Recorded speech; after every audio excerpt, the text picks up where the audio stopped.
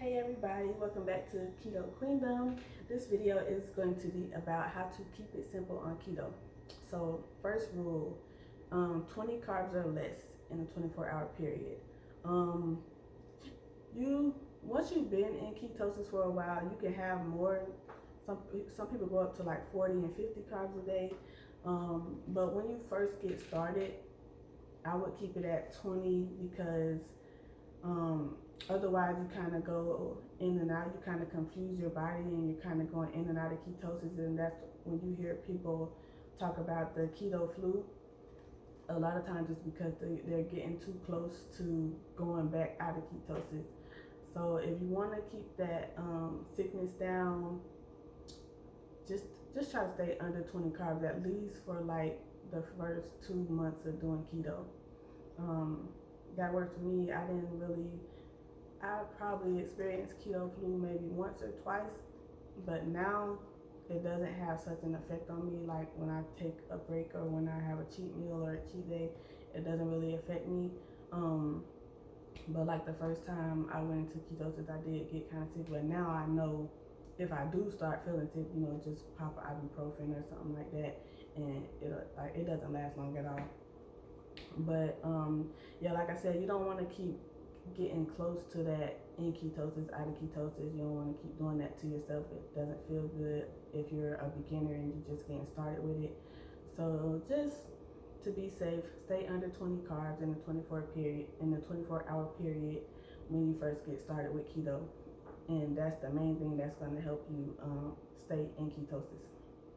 Next thing is incorporating veggies, healthy fat, and protein into your diet. So when I first got started, I didn't realize how important the healthy fats were. So I thought you just supposed to eat a bunch of protein and cut back on carbs.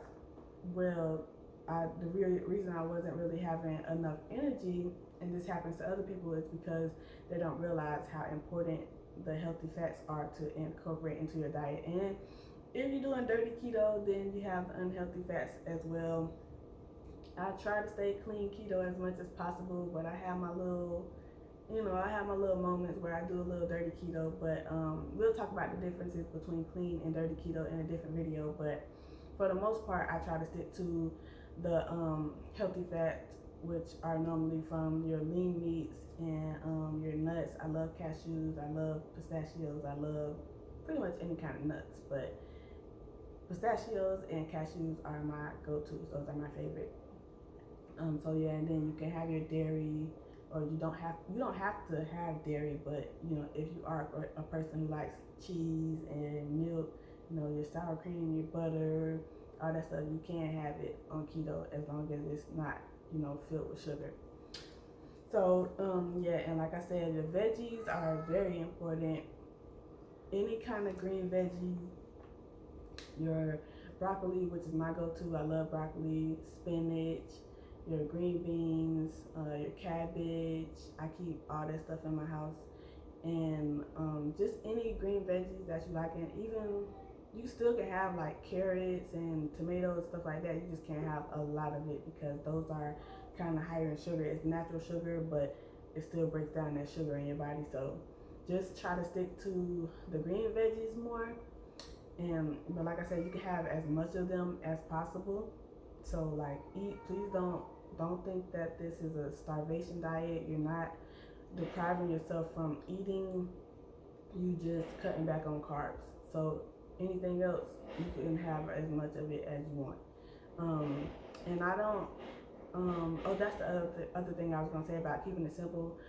I don't use a lot of gadgets. I don't count macros and micros and all that. I think it's beneficial. Some people need that strictness. Some people need to know all the numbers. Some people need you to be very detailed. But like I said, I just like to keep it simple. That's what has helped me. I already have a lot on my plate. I don't need my weight loss to feel like a chore or an extra job or nothing like that. So I don't count all that stuff. I just make sure I stay under 20 carbs a day. I get my veggies in. I get my fluids in. I incorporate my fat and my protein. I don't count calories and all that. I only count carbs. That's it. That's all you have to do. Like I said, if you want to do all that other stuff, you can. It's definitely beneficial. But if you want to keep it like beginner friendly, and you just want to do what works, that's what works. And like as far as the scale with all the the fancy scales that tell you your BMI and all that stuff, like I said, they're all beneficial. They help, but I got a $5 scale from Walmart and it works just fine. So just do what's best for you, because the reason I'm saying this is because a lot of times people's main reason for not really being able to take control of their health the way they want to is because of cost effectiveness.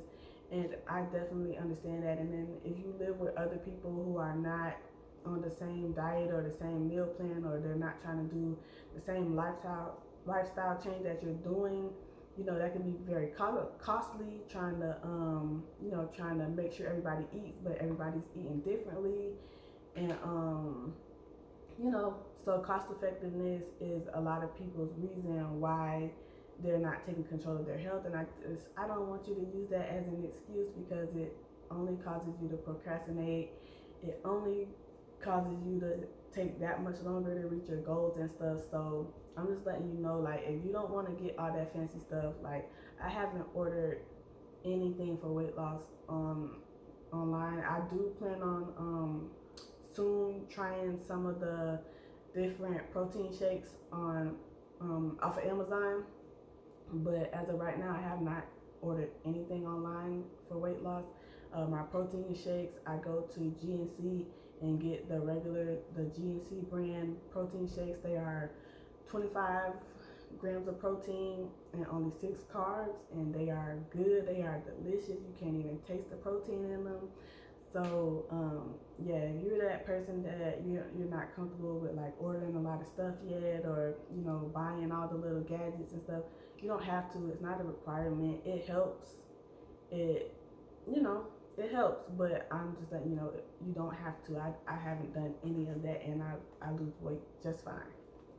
So last thing is no sugary drinks. Now, when you first get started, you may find it hard to let go of certain stuff. Like if you drink a lot of fruit juice, you're not going to be able to do that anymore. Every once in a while, I'll buy some orange juice or something, and I'll just sip off of it every once in a while, and then just let the kids have the rest of it, because you really can't drink a lot of it like that.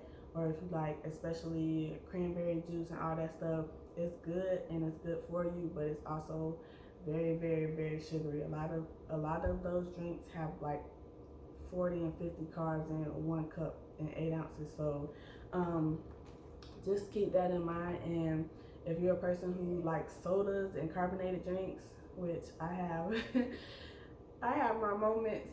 Sometimes I'll be craving soda, and then I won't want any at all. Like right now, I haven't.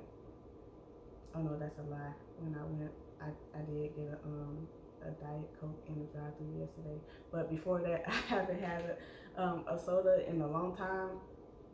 And like I said, I have my moments when I want it, and then I just don't. So if you're okay with drinking diet sodas, then drink diet soda. There's no health benefits of it, but it just keep you from falling off your diet because you wanted something sweet. You know what I'm saying? So now there's a lot of different flavors of diet sodas that they didn't have before. So, and then I also use the sparkling waters. Lipton has the diet tea in different flavors that they have now. I think they have raspberry and peach and citrus. I use those from time to time, but for the most part, I just drink coffee, protein shake, water.